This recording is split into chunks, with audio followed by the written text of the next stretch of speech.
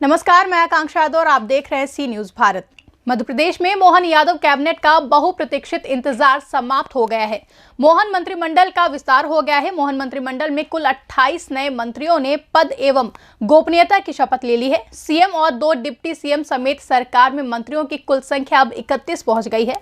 नियमों के मुताबिक मध्य प्रदेश में कुल 34 मंत्री बनाए जा सकते हैं, यानी कि सूबे की सरकार में अब भी 3 मंत्री पद रिक्त हैं। कुछ ही महीने बाद लोकसभा चुनाव है और मोहन मंत्रिमंडल के जाति समीकरण से लेकर गुटी संतुलन तक लोकसभा चुनाव की छाप साफ नजर आ रही है। देखिए ये पूरी रिपोर्ट। चलिए जान लेते हैं कि कैबिनेट मंत्री पद के लिए किन किन मंत्रियों ने शपथ ग्रहण की। कैलाश विजयवर्गीय, प्रहलाद सिंह पटेल, राकेश सिंह, करण सिंह वर्मा, उदय प्रताप सिंह, कुंवर विजय शाह, तुलसीराम सिलावट, इंदल सिंह कंसाना, निर्मला भूरिया, गोविंद सिंह राजपूत, विश्वास सारंग, नारायण सिंह कुशवाहा, नागर सिंह चौहान, चैतन्य कश्यप, इंदर सिंह परमार, राकेश शुक्ला, प्रद्युमन सिंह तोमर, संपत्तिया उराइके। वहीं राज्य मंत्री के रूप में राधा सिंह, प्रतिमा बागड़ी, दिलीप अहिरवार, नरेंद्र शिवाजी पटेल ने शपथ ग्रहण की है। वहीं अब जान लेते हैं कि ऐसे कौन से विधायक हैं जो अब राज्य मंत्री बन गए हैं। दिलीप जायसवाल, गौतम टेटवाल, लखन पटेल, कृष्णा गौर, धर्मेंद्र लोधी, नारायण सिंह पवार। मध्य प्रदेश सरकार की तस्वीर देखें तो ओबीसी पर फोकस साफ नजर आ रहा है। मुख्यमंत्री मोहन यादव खुद भी ओबीसी वर्ग से ही आते हैं। सीएम समेत सरकार के कुल 31 में से 13 मंत्री ओबीसी वर्ग से हैं। आंकड़ों के लिहाज से देखें तो सरकार में भागीदारी भी करीब 40% बैठती है। मध्य प्रदेश में ओबीसी आबादी करीब 51% है। वहीं सरकार का नेतृत्व भी ओबीसी चेहरे के ही हाथ में है। सरकार की कमान से लेकर मंत्रिमंडल में भागीदारी तक बीजेपी ने लोकसभा चुनाव से पहले नई सरकार के जरिए जिसकी जितनी संख्या भारी उसकी उतनी हिस्सेदारी नारे के इर्द गिर्द रहने का प्रयास किया है।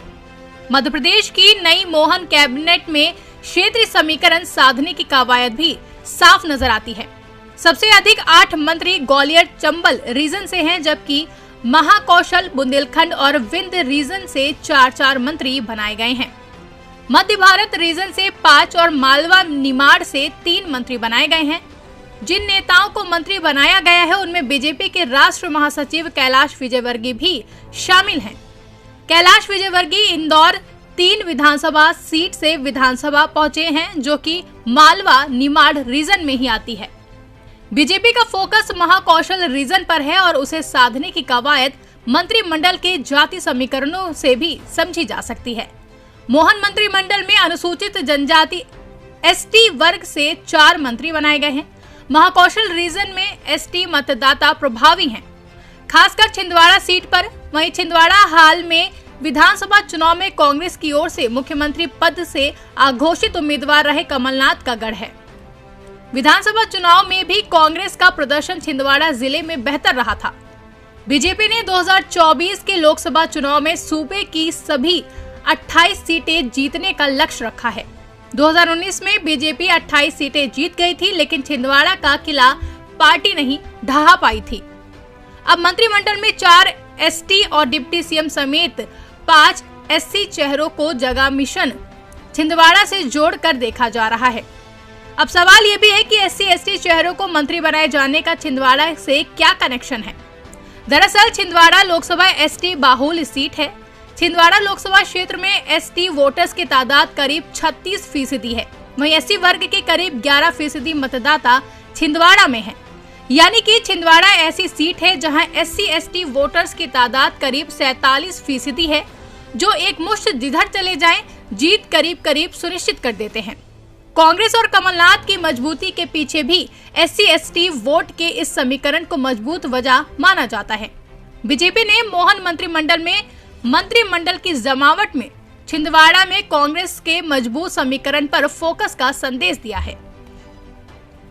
वहीं सूबे में 2003 से अब तक 20 साल में 18 साल से अधिक समय तक बीजेपी की सरकार रही है।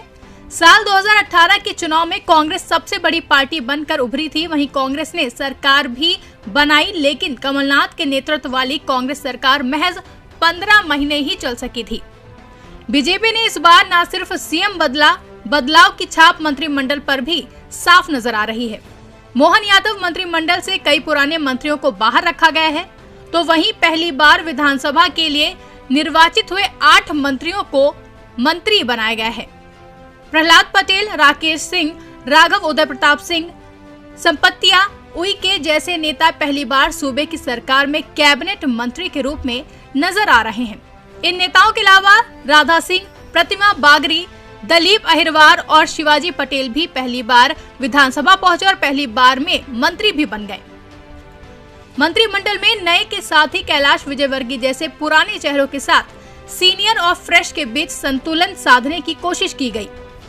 मोहन मंत्रिमंडल में पूर्व मुख्यमंत्री शिवराज सिंह चौहान और ज्योतिरादित्य सिंधिया के कितने करीबियों का क्या होगा, सबकी नजरें इस पर थीं। नए मंत्रिमंडल में ज्योतिरादित्य सिंधिया के करीबी प्रद्युमन सिंह तोमर, तुलसी सिलावट, गोविंद सिंह राजपूत जैसे नेता जगह बनाने में सफल रहे हैं। हालांकि नए मंत्रिमंडल में सिंधिया के करीबी और शिवराज सरकार में स्वास्थ्य मंत्री रहे प्रभुराम चौधरी को जगह नहीं दी गई। दूसरी तरफ शिवराज सिंह चौहान के करीबी माने जाने वाले भूपेंद्र सिंह 10 बार के विधायक गोपाल भार्गव जैसे नेता मंत्रिमंडल में जगह बनाने में विफल रहे हैं। बीजेपी की रणनीति मोहन कैबिनेट में जाति क्षेत्र लिहाज से संतुलन की रणनीति तो झलक ही रही है, वहीं 2024 के लोकसभा चुनाव से पहले डार्क स्पॉट भरने की भी तैयारी है। डार्क स्पॉट यानी कि वह क्षेत्र जहां कुछ कमी रह गई थी। बीजेपी ने मध्य प्रदेश में प्रचंड जीत के साथ सरकार बना ली, लेकिन छिंदवाड़ा में पार्टी का प्रदर्शन ठीक नहीं रहा। शिवराज सिंह चौहान चुनाव नतीजे के तुरंत बाद ही छिंदवाड़ा चले गए थे और तभी यह साफ हो गया था कि बीजेपी का फोकस अब छिंदवाड़ा पर है। विपक्ष का जातिगत जनगणना कार्ड विधानसभा चुनाव में फेल रहा, लेकिन 2024 में भी इसे काउंटर किया जा सके। मोहन मंत्रिमंडल में मंत्रियों की जमावट में बीजेपी का काउंटर प्लान भी नजर आ रहा है। फिलहाल के लिए इतना ही। देश और दुनिया की तमाम बड़ी खबरों के लिए देखते रहें सी न्यूज़ भारत।